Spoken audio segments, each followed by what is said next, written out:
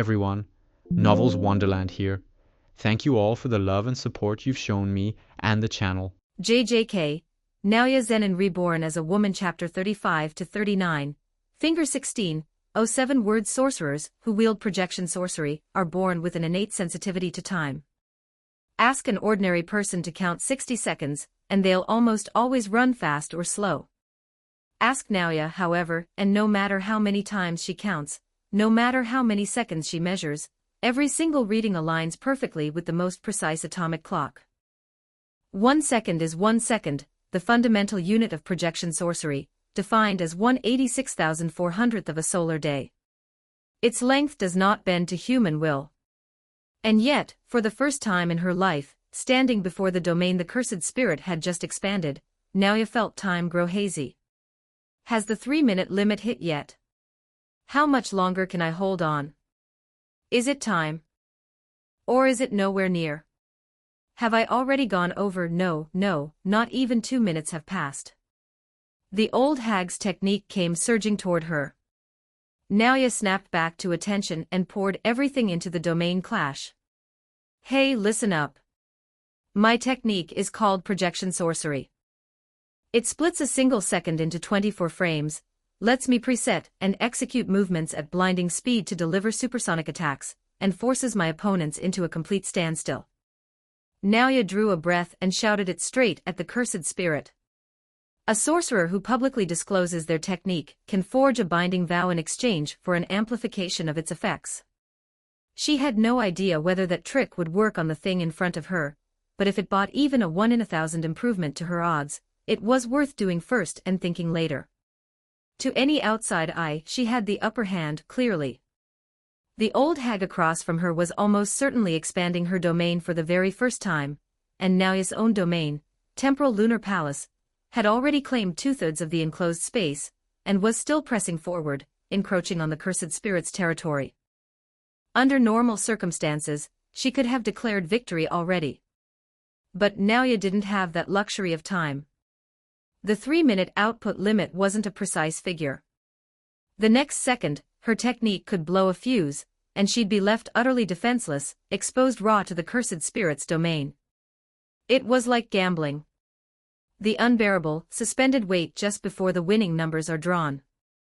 Was it her imagination? Regardless, in the next instant, a sound like shattering glass rang out against her ears. A domain just broke. Naoya steadied herself and felt something cross a threshold, the last straw that breaks the camel's back, as she watched the wooden plank labyrinth representing the cursed spirit's domain buckle and crack apart in a violent, twisting spasm. A surge of wild joy flooded through her. With the old hag's technique blown and her domain now subjugated, there was only one path left for her, total defeat. The elation was so intense it shattered her focus. Which was why she didn't notice the blood beginning to seep from every one of her senses. A second brittle snap followed on its heels.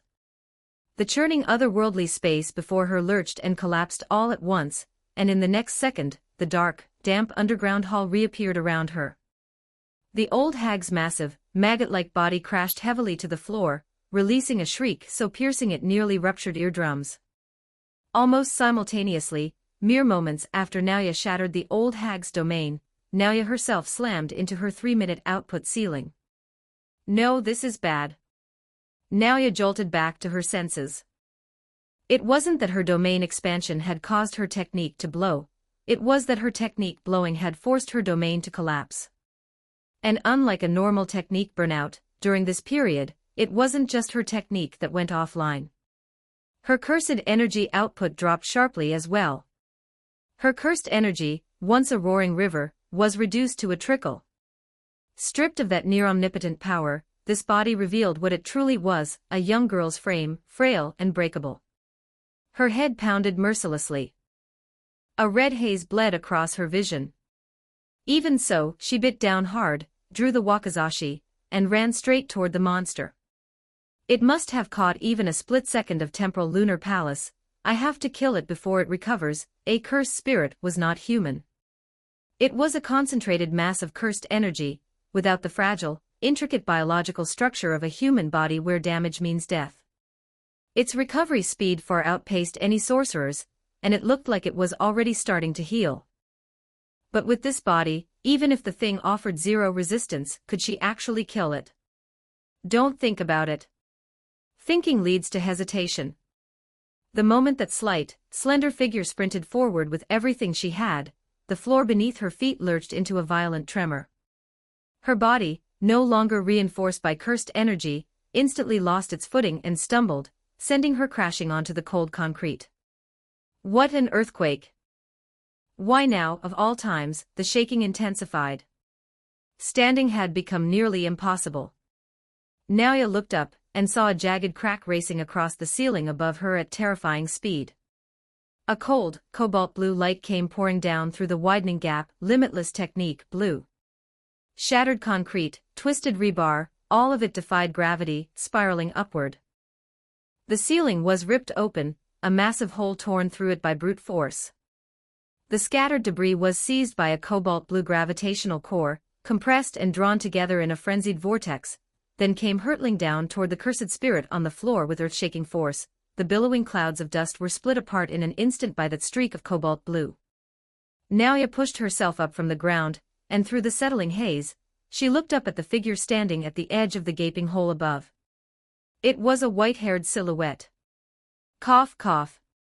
It felt like every organ in her body had been rattled loose. She couldn't hold back the violent coughing fit.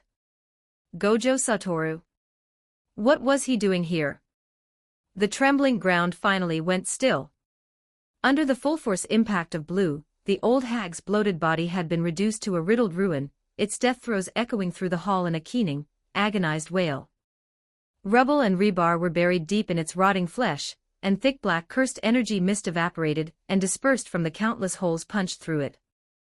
A faint corona of cobalt blue light surrounded Gojo Satoru, as he drifted downward in a posture that utterly defied gravity, floating gently to the floor of the underground level. So that's the Limitless Technique's forward application. Limitless, the hereditary technique of the Gojo clan. The Zenin clan, who had stood in opposition to the Gojo clan for centuries, knew it well, a technique that gave physical form to the concept of infinity, and derived from it a host of applications: the impenetrable halting force, the attractive force of blue, the repulsive force of red, and more.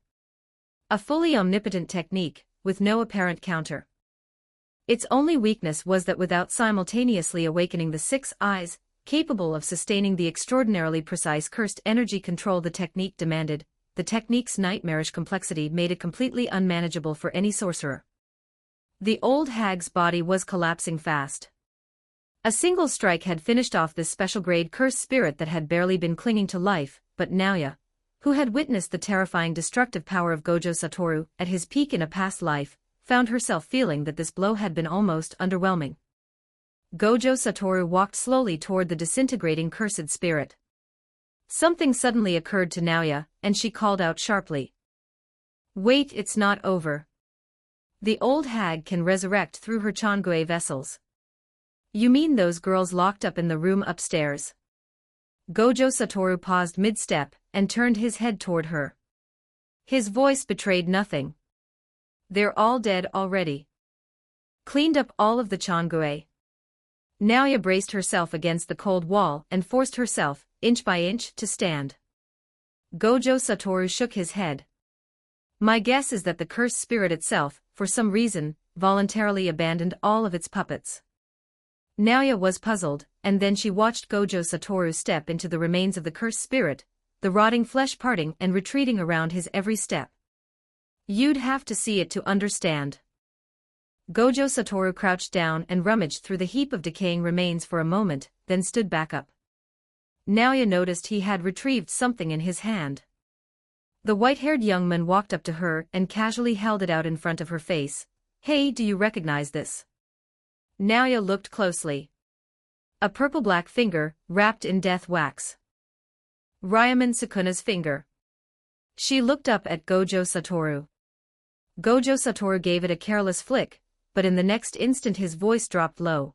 If I'm remembering the shape correctly, this finger should be the one that the Gojo clan was assigned to keep watch over. Author's note: turns out Porcupine Cats tomorrow starts from 6 p.m. No wonder I ended up with a pile of missed posts out of nowhere. counting this as a bonus update.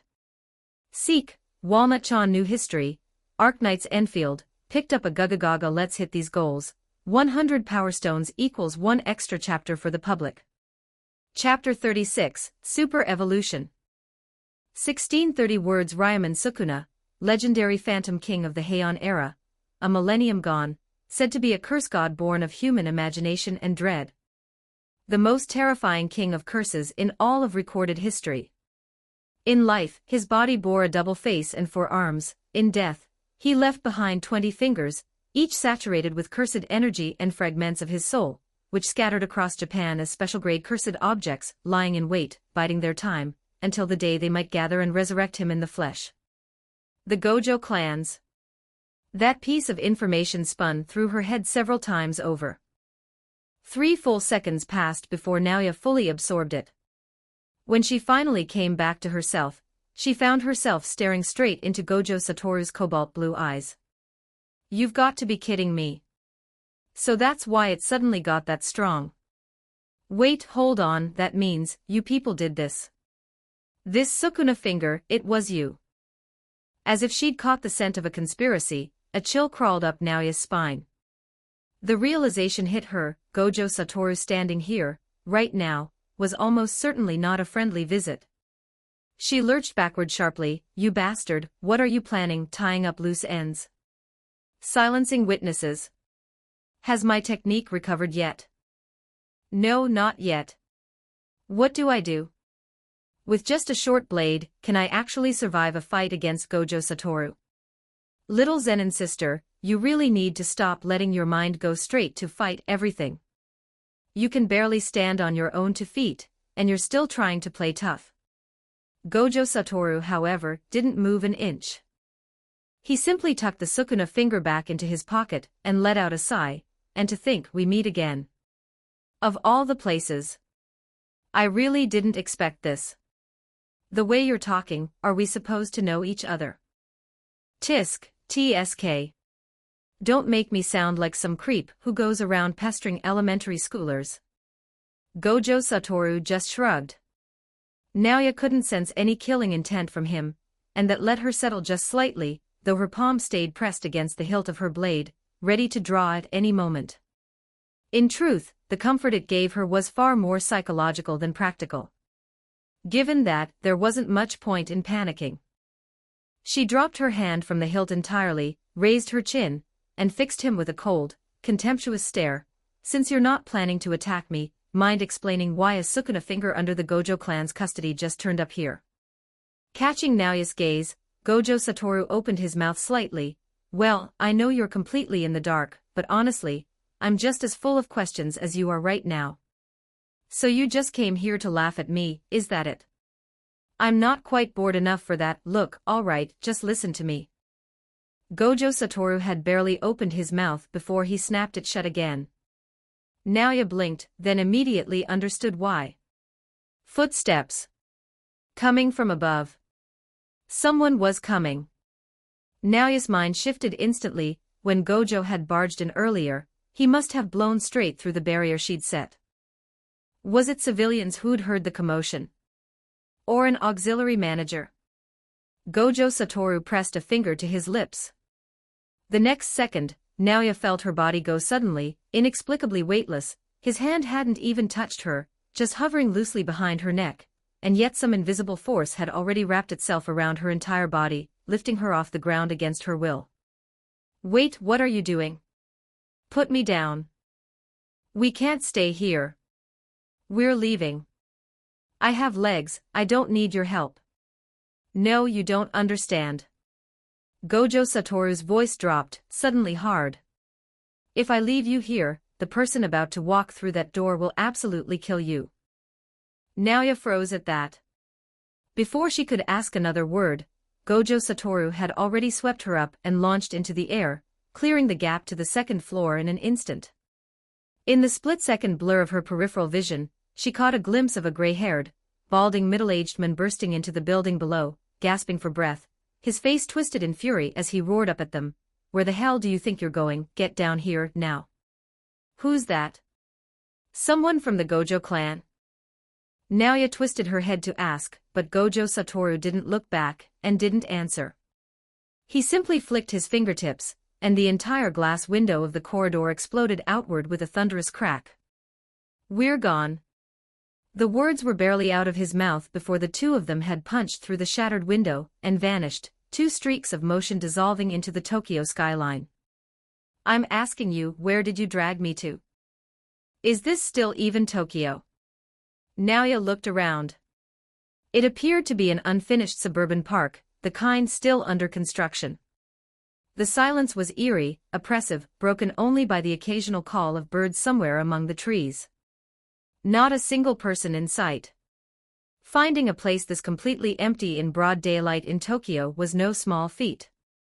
As she looked around, Naoya absently brushed at her sailor uniform, patting off the grime and dust from the fight. In his past life, Naoya had been meticulous about his appearance, even the slightest smudge on clothing or shoes meant an immediate change. But that was then. In that life, there had been maids and servants to handle every trivial matter without a second thought. This life offered no such luxury. And born into a female body, faced with the wardrobe the clan had prepared for her, women's clothes, every last one, she could barely bring herself to look at them, let alone take pride in how she dressed. Even so, basic tidiness remained a line she refused to cross. "My stockings are torn. Why do they make school uniforms out of fabric that snags the moment you breathe on it?" Naoya spent a moment examining her calf. Fortunately, it was only a run in the stocking, no actual injury to the skin beneath. She straightened up and noticed that Gojo Satoru hadn't responded at all. He was sprawled listlessly on a bench beside the artificial lake, saying nothing. "I'm talking to you. Where exactly is this?" She walked toward him and asked again. Gojo Satoru pressed one hand over his eyes, his voice uncharacteristically subdued. "I'm a little tired. Pick somewhere quiet without really thinking about it." Gojo Satoru, tired? Naoya refused to believe that. She took another step forward. "Weren't you going to tell me about the Sukuna finger? There's no one around now. Surely it's time." "No, wait." The closer she got, the clearer it became. This person, supposedly destined to be the strongest, was wearing an expression that had no business being on his face, the kind of vulnerability that only belonged to someone weak. "Right, yes. That's true." The vulnerability flickered and vanished, like something she'd imagined. Gojo Satoru lifted the sunglasses hanging from his collar and slid them back on, slipping back into that familiar air of careless ease. "How to put this?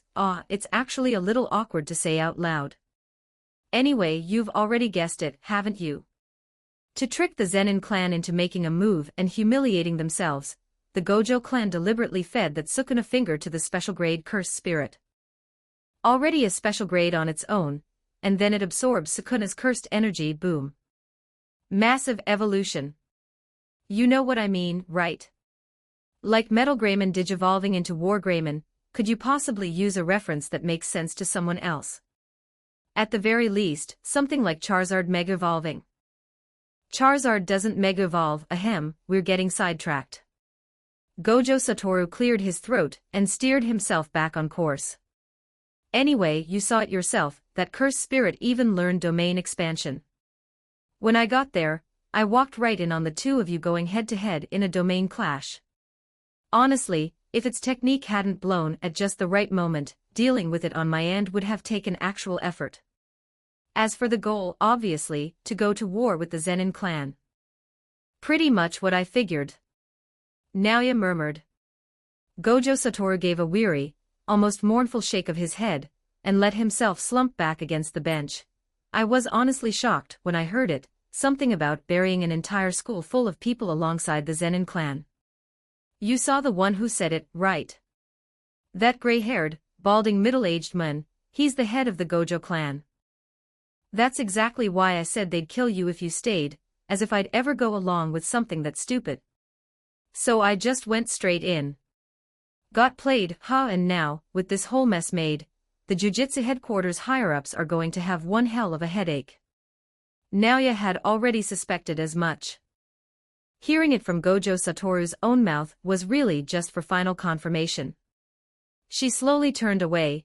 If that's everything, I'll be going. She started walking, but then, barely at the edge of her hearing, came a voice so quiet it was almost nothing. Going back. I don't really know where I'd go back to anymore. Plus 40 ch. Walnut-chan new history, samsara game, starting in the long dark with my waifus. Let's achieve our community goals. 100 power stones equals plus 1 extra chapter for everybody. Chapter 37, it's time to knock 1544 words. Naoya's steps faltered for a moment, then, from behind her, Gojo Satoru's voice rang out loud and bright. In that case, let's go have some fun. He pushed himself up off his knees with a groan and strode forward with long, easy steps. Having fun? At a time like this? Naoya couldn't help but frown. Obviously. Do you have any idea where we are? This is Tokyo. Did you think we were still out in the mountains where your clan likes to hide? I've had people breathing down my neck for 2 whole days, this time I'm going all out. Harayuku, Ikebukuro, here I come. Gojo Satoru let out a whoop and charged ahead, then Naoya's voice stopped him dead in his tracks. I'll remind you of something. You're currently carrying Sukuna's finger. And you want to go charging into one of the most crowded districts in the country like that? Naoya watched him with a cold smile. This guy, did he have absolutely zero sense of self-preservation? That's actually a fair point. Gojo Satoru skidded to a halt and smacked himself on the forehead. So I really do need to deal with this thing first. I can't exactly bring it back to the Gojo estate. Should I just dig a hole and bury it? The thing seems completely indestructible. Watching him cradle his chin in his hand and drift into deep thought, Naoya was genuinely afraid he was about to do something reckless, like carelessly dumping a special-grade cursed object in a ditch somewhere. Finally, she couldn't hold back. Listen, can't you just take it to Jujutsu High? It's right here in Tokyo, isn't it? Gojo Satoru turned his head toward her. What's Jujutsu High? Naoya genuinely had not anticipated that she would ever find herself explaining to Gojo Satoru what Jujutsu High was. She rubbed her temple and said, it's a specialized academy for training young sorcerers. Most of the students come from ordinary families or minor clans. So an institution like that actually exists. Interesting. Gojo Satoru paced in a small circle, then announced, all right, decided. First stop, Jujutsu High. The words had barely left his mouth before his foot slammed into the ground, and he shot into the sky like an arrow loosed from a bow. Not 2 seconds later, the same figure dropped straight back down in front of her. Why are you back? Naoya didn't even bother to lift her eyes. Well, I don't actually know the way. And flying through the sky in broad daylight, people will see me. You're so annoying. I already told you, I'm going home. Come on, guide me there. I'll buy you a candy apple. Who would want that? Outside a half-finished park on the outskirts of the city, Naoya and Gojo Satoru stood at the edge of a sidewalk. He stretched out his arm and waved at the road with full force. Hey taxi. Over here, over here. Gojo Satoru yanked the door open and claimed the back seat first, waving her in without pause. Naoya pressed 2 fingers against her throbbing brow, then got in beside him. Her technique's burnout had recovered for now. The original plan had been to go find her auxiliary supervisor. But after the massive uproar at Rinchoku Girls' Academy, going back now meant being interrogated non-stop. And then there was the Gojo clan head who wanted her dead. All things considered, it was better to lay low somewhere else for a while. Where to, you two? The driver glanced at them in the rearview mirror and asked. Let me think. It should be near. Naoya answered slowly. Tokyo Jujutsu High was hidden within Master Tengen's barrier. She'd only been there a handful of times in her previous life, and only on official business. That's quite a ways out. The driver's gaze swept over both of them, unmistakably skeptical. I'm going to ask, can you two actually pay the fare? Don't look at me, Naoya said without lifting her eyes, raising one hand to point at Gojo Satoru. This one here is the pampered son of a wealthy family. Then she crossed her arms and shut her eyes to rest. Don't worry, don't worry. We can absolutely pay. Gojo Satoru pulled out a fat stack of yen and waved it around cheerfully. The driver visibly relaxed, and his foot came down on the accelerator. Where on earth is it? Where's the school? That driver, why did he just dump us in the middle of the road? I told you already, the school is inside Master Tingen's barrier. Ordinary people can't perceive it and can't enter. They can only take you to somewhere in the general vicinity. But I'm not an ordinary person, am I? We've been going in circles for ages now, faced with nothing but endless mountain forest and a winding road that seemed to stretch on forever. Gojo Satoru shook his head with a sigh. Look, that rock. We've passed it 4 times already. Is this what you call guiding me there? I'm looking for it, aren't I? It's not like it's easy to find. His words were getting on her nerves. Naoya gave a frustrated kick at the rock by the roadside. The rock tumbled and rolled down the slope, disappearing into the dense trees in an instant. The girl looked up and saw the evening sun spread across the western sky like molten gold, splashing over the long ridge of mountains, staining the entire forest a warm, glowing amber. Dusk had fallen. Night would come quickly. That's strange, it should be right around here. She murmured to herself, brow furrowed. Could the barrier be rejecting us? What do you mean? Almost at the same moment, Gojo Satoru, who had been looking at the sunset, turned his head toward her. Haven't you seen it before? Naoya looked back at him. Think about the barriers around the Zenin clan estate, or the Gojo estate, they don't just let in strangers, do they? Someone on the inside has to send an invitation before an outsider can enter. So in other words, you've never actually been here. Gojo Satoru slapped his forehead and tilted his head back with a long, exasperated groan. And here I thought you knew this place like the back of your hand. I actually counted on you to get me in. What a disaster. A total disaster. When did I ever say I'd been here? Naoya shot back immediately. If you've never been here, why were you acting like you knew everything? Gojo Satoru said, his bright blue eyes scanning the forest restlessly. Are you absolutely sure it's around here? More or less. So all in all, the only way in is if someone inside comes out to bring us through, right? Gojo Satoru suddenly looked like he'd found a burst of energy. He leisurely rolled up the sleeves of his school uniform. Watching him, Naoya felt a powerful sense of dread rise up inside her. What are you thinking of doing? She asked at once, on high alert. You know, if you want the owner to open the door faster, the obvious answer is to knock a little harder. Before the words were even out of his mouth, cobalt blue light gathered at his fingertips, like ink hurled across a canvas, and blue went streaking up the mountainside. Are you serious? What do you think you're doing? Trees were torn up by the roots. Boulders exploded into rubble. The wide-scale destructive force of Limitless Unleashed at full output was on full display. I refuse to believe the people at Jujutsu High won't come out after this.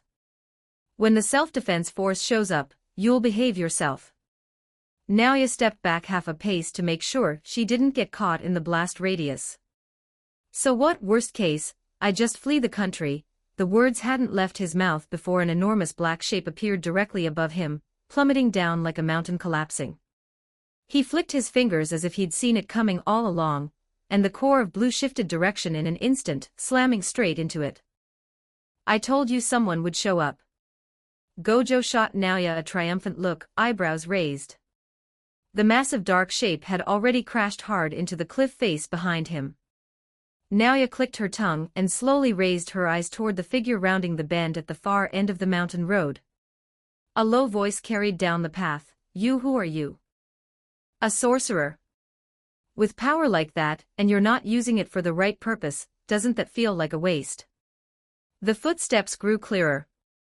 A young man in a black jujitsu high uniform walked slowly into view, a lock of hair falling loose across his forehead. Walnut-chan new history, samsara game, starting in the long dark with my waifus. Help us hit our targets, 100 power stones equals +1 free chapter for all chapter 38. Cursed Spirit Manipulation 1805 words, a Shikigami user. Gojo Satoru pinched the back of his neck with one hand, half turning to look at the dark-haired boy. That thing that attacked me just now, no, wait, that was a cursed spirit. Your technique is cursed spirit manipulation. You know my technique. The dark-haired boy had stopped at a careful distance, his narrow eyes locked on Gojo. Ah, it's rare, sure, but not unheard of. Gojo pushed his sunglasses up his nose. Didn't expect to actually see cursed spirit manipulation in person. This trip was worth it after all. Saying that, does that mean you think I'm not even worth fearing? The moment the dark-haired boy finished speaking, the jet-black cursed shadow, dense as ink solidified, coiled back up over his shoulders and loosed a sharp, piercing shriek. The two faced each other across the open space, cursed energy crashing against cursed energy, the very air between them seeming to ignite. Fight already, just hurry up and fight. Best chance you've got, right now, to deal with Geto while he's standing right there. Naoya stood outside the standoff with her arms crossed, watching the two of them with cold, detached eyes. How could she not recognize the user of cursed spirit manipulation? In a sense, this man's future notoriety would rival even Gojo Satoru's standing right beside him. Once a special grade sorcerer at Jujutsu High, he would one day massacre hundreds of ordinary people in a single night, and be cast out from the jujitsu world entirely, a fanatic, who would contend for the title of history's most malevolent curse user, openly declaring his intent to purge every non-sorcerer human from the earth. Suguru Geto. And Gojo Satoru's closest friend from their days at Jujutsu High. Of course, all of that was still to come. Right now, Suguru Geto was nothing more than a green first-year student who didn't yet know how high the sky was, and the current Gojo Satoru had only just learned what Jujutsu High even was from her mere hours ago. Naoya had no interest in judging the present Geto for crimes he hadn't committed yet, but if she could quietly eliminate one problem here, no, many problems before they had a chance to grow, she was perfectly happy to let it play out. So this is what it feels like to watch a fire from the other side of the river, reaping the benefits without getting your hands dirty. Naoya was watching the standoff with something close to amusement, when a ghostly figure materialized at her side without warning. A woman with long white hair parted down the center, wearing a black dress and knee-high boots. She reached out in the same instant she appeared, going for Naoya's waist, but Naoya felt at the very moment the woman moved, and twisted to knock her arm aside. A flash of surprise crossed the woman's face, and then her lips curled into a smile. Well, I thought you were a hostage. Guess the fee just went up. Without a moment's hesitation, the woman's casual grab shifted into a vicious joint lock, wrenching toward Naoya's arm. Naoya let out a short, contemptuous laugh and countered instantly, seizing the woman's arm in return. Little girl, your arms are too short. You can't reach me like the woman's words cut off. She was frozen mid-sentence, locked in place, and Naoya drove a cursed energy-reinforced fist straight into the suspended frame, shattering the stillness. The woman's body flew backward through the air. Suguru Geto's face shifted, his voice escaping before he could stop it. Almost simultaneously, a figure in a trench coat with a regulation longsword at his hip burst from the shadows and caught Mei cleanly before she hit the ground. Hey, you all right? The man kept one hand on his sword hilt, his voice low and steady. Nothing serious. Mei shook her head and pushed his steadying hand away. Once she had her footing, those sharp eyes of hers narrowed, fixing hard on Naoya, standing not far away in her sailor uniform. Neither of these two are anything to take lightly. The man's hand stayed on the hilt, his tone heavy. The moment he finished, his gaze met Naoya's. Kyuzuke Bitsuya. And Mei. So they had Geto draw attention up front while these two came in from the flanks. Ah, same faces, same plays, year after year. There are only so many names that matter at Jujutsu High. Naoya thought it through.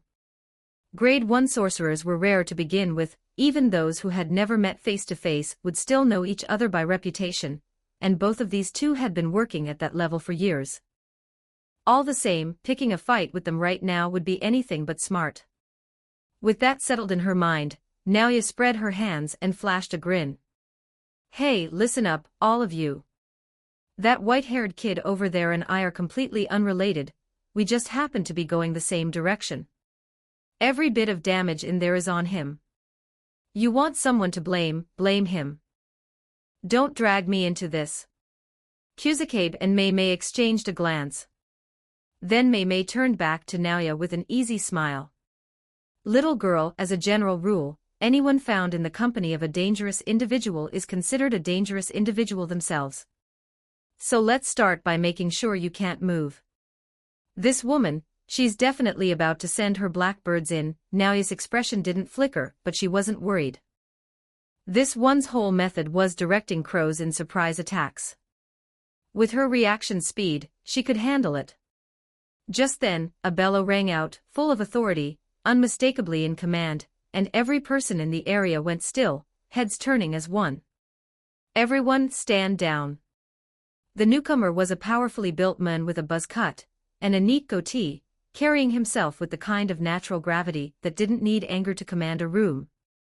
Gojo and Naoya remained indifferent, but the Jujutsu High contingent clearly deferred to him without question.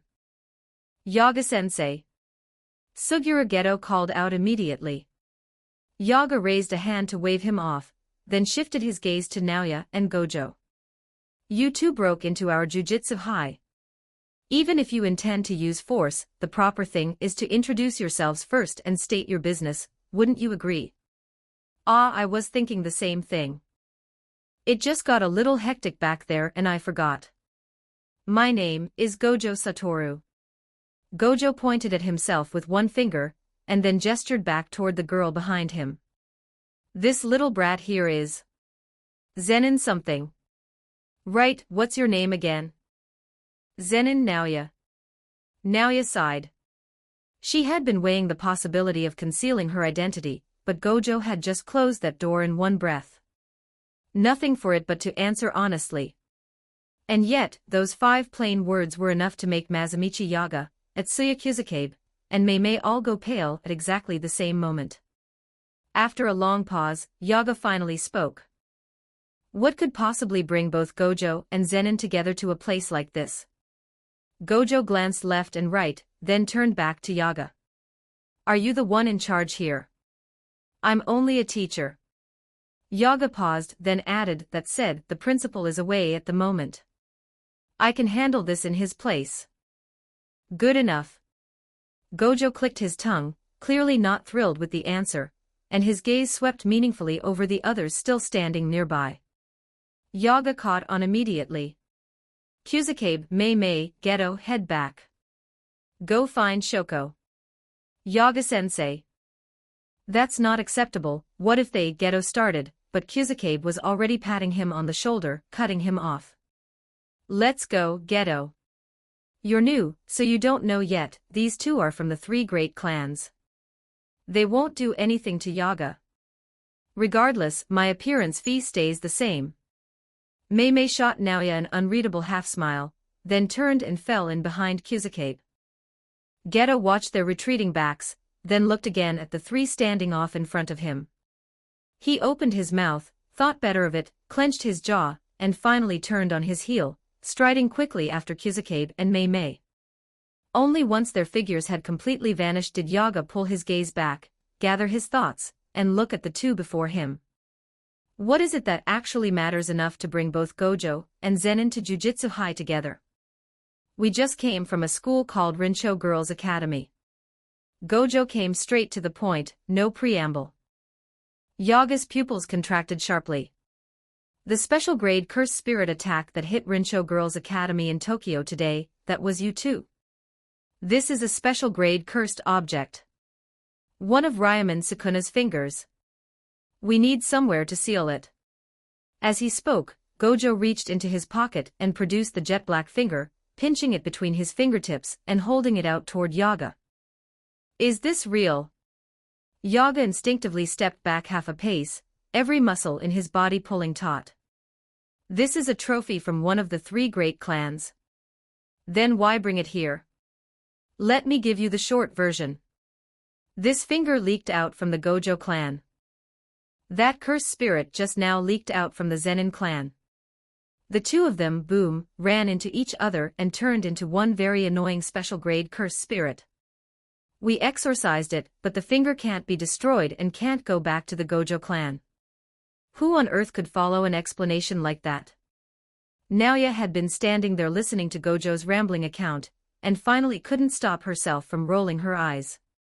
And yet, from that meandering, headless tangle of words, Yaga seemed to have grasped something significant. He drew a sharp breath, his expression darkening as he looked between them. Does anyone else know you've come to Jujutsu High? No one, Gojo answered casually. Yaga fell silent for a long moment, head bowed, as if steeling himself for a decision of real weight. Then he snapped his head up, voice dropping to something firm and deliberate. Understood. Follow me. I'll take you inside the school, and we'll deal with sealing Sukuna's finger first. Walnut-chan for more chapters. New history, Samsara game, starting in the long dark with my waifus help us reach these goals, 100 power stones equals +1 universal bonus chapter. Chapter 39, Reverse Curse Technique 1449 words Jujutsu High, formerly known as the Tokyo Metropolitan Curse Technical College, was an educational institution established after the modern jujutsu framework had been steadily refined and the Jujutsu Regulatory Headquarters officially founded. It existed specifically to train those born with cursed energy who fell outside the 3 great clans and the traditional sorcerer bloodlines, its core mission being to cultivate the next generation of the jujutsu world. There were 2 such schools in Japan, one in Tokyo and one in Kyoto. Both were registered publicly as religious academies, their operating funds drawn from classified national budget allocations. And yet, school or not, even after graduating, many sorcerers continued to use Jujutsu High as a base of operations for their missions. Plenty of others transitioned into support roles, providing rear-line assistance to active sorcerers in the field. So are all the country bumpkins around here this sheltered. Naoya could feel the stares from nearby and was frankly getting annoyed. Assigning someone to watch her was one thing, but those looks, shameless, wide-eyed, gawking like she was a zoo exhibit. Those 3, going by their uniforms, were clearly Jujutsu High students. Did they really have that little in the way of manners? By ordinary social standards, Naoya, having come to Tokyo all the way from the Kansai region, was technically the bumpkin. But this was the jujutsu world.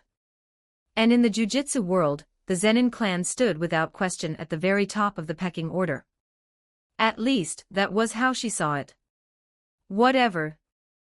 I should eat first. Haven't had anything in almost a day, and my stomach's been complaining for a while. Gojo Satoru and Yaga seemed to have gone off somewhere together to deal with the matter of sealing Sukuna's finger. Naoya had no interest in tagging along, so she had asked to eat instead, and been escorted to the school cafeteria. She speared a piece of hamburger steak with her fork and lifted it to her mouth, mind elsewhere. She was hungry enough to tolerate whatever this was, child's food, really, though she had to admit the seasoning wasn't terrible. Should she go back and make this for Maki and Mai? Was that too soon? Come to think of it, she had no idea what those 2 had been eating these past few days. Were they sleeping all right? Were they getting enough to eat at every meal? Were the attendants assigned to look after them doing their jobs, or had they gotten lazy? What on earth am I even thinking about? Letting those 2 useless girls starve would be doing the world a favor. Giving them food at all was a waste of perfectly good provisions. Her mood soured without warning. An image flashed unbidden through her mind, Zenin Maki, broken and screaming, and her grip on the fork tightened. She drove it down hard, riddling what was left of the hamburger steak with holes. Don't play with your food. A languid, unhurried female voice. Naoya looked up reflexively and saw Suguru Geto walk in, followed by a girl with short brown hair. Senpai, Geto gave a brief nod to the three students who had been keeping watch, a clear signal of some kind. The three of them immediately got up and slipped away. Geto and the brown-haired girl pulled out chairs and sat down across from Naoya. What do you two want? Their combined staring was making her scalp prickle. Naoya's appetite evaporated on the spot. She slapped her fork down on the tray with a sharp clack. Looking for trouble, are you? Don't be so scary, little sis. The brown-haired girl had a slim lady's cigarette dangling from the corner of her mouth, chin propped lazily on one hand, eyes curved into an easy smile. Let me introduce myself, I'm Yeri Shoko, first-year student, brand new to Jujutsu High. It's nice to meet you. Yeri, don't let the face fool you, Geto added from beside her, amused. This one went toe-to-toe with Mei Mei. He turned to Naoya and gave his own name.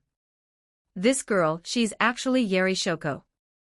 Naoya blinked, staring at her in open surprise, trying to match this face against the memory of the physician she had known in her previous life, older, unmarried, long hair, perpetual dark circles from never sleeping enough, and a smell of cigarette smoke that followed her everywhere. The sort of woman Naoya's brother would call utterly lacking in propriety. She was already smoking before she was even of age, though honestly, Japanese law had never done a great job of reaching into the jujitsu world to begin with. Shoko tilted her head, rummaged in her pocket for a moment, produced a lighter, and brought it toward her lips, only for Geto to reach out and deflect her wrist. Hold off, at least not indoors. Hee, force of habit. Shoko laughed lightly, plucked the cigarette from her mouth, and tucked both it and the lighter back into her pocket. Naoya's brow stayed furrowed. Whether it was Geto or Yeri Shoko, she wanted nothing to do with either of them, but she was under Jujutsu High's roof, and that meant enduring it. She kept her voice flat. If you're here to watch me, at least sit somewhere farther away. Have a little self-awareness, would you? It's not really about watching you. Shoko tapped her cheek thoughtfully. Yaga-sensei asked me to come by. Wanted me to wait until you'd finished eating. And what happens after I eat? Is there an interrogation scheduled? More like a checkup. I'll give you one more chance to explain yourself. Shoko tapped her cheek with one fingertip, unhurried. Well, the thing is, you've got quite a few injuries on you, it looks like. Yaga-sensei is very attentive, so he sent me to take a look. Absolutely not. Naoya refused without hesitation. Whatever was technically injured on her body amounted to a few scrapes and bruises from exorcising that slumber woman this morning, already scabbing over, nothing requiring any special treatment. If she had to find fault with anything, it was just that this girl's body was too fragile. That was all. If you refuse, I'm going to have a hard time explaining things to sensei. Just let me have a quick look. Shoko didn't wait for an answer. She overlapped both hands and set them gently on the back of Naoya's left hand. In the next instant, a soft white glow of cursed energy began to rise slowly from her palms. Naoya's gaze was immediately drawn to that light, and she watched as the small cuts on her own hand began to close, visibly, at a pace she could follow with the naked eye. Reverse curse technique. Two streams of cursed energy, both inherently negative, collided and multiplied against each other, generating positive energy capable of restoring the flesh. It was a technique the entire jujitsu world acknowledged as one of the deepest and most talent-dependent arts known to exist. And Yeri Shoko was, in this discipline, a 1 in 10,000 genius, not only capable of healing herself, but able to perfectly externalize that positive energy and direct it outward, mending the injuries of others. If I could learn reverse curse technique. The faint tingling warmth made Naoya narrow her eyes, her mind brushing against certain failures from her previous life. She blinked and the pure white glow had already faded from her hand. Your hands are really soft. Shoko's voice drifted over. What do you think you're doing? Naoya pulled her hand back sharply. Absolutely shameless. Ah, just a little longer. Shoko released her hand with evident reluctance and gave Naoya a smile. Didn't hurt at all. Geto told me you're impressive. So want to learn this trick? Shoko leaned in a little. Let me finish checking your injuries like a good girl, and I'll teach you. Naoya opened her mouth, and the refusal jammed right there in her throat. If she actually wanted to learn reverse curse technique, the Zenin clan certainly had no one who could teach her. Yeri Shoko, sitting right in front of her, might genuinely be the only option. Why does this feel like you're tricking me? Absolutely not tricking you. Read more, Walnut-chan. New history, Samsara game, starting in the long dark with my waifus help us hit our community goals. 100 Power Stones equals +1 bonus chapter for everyone. Don't forget to like and subscribe to Novels Wonderland.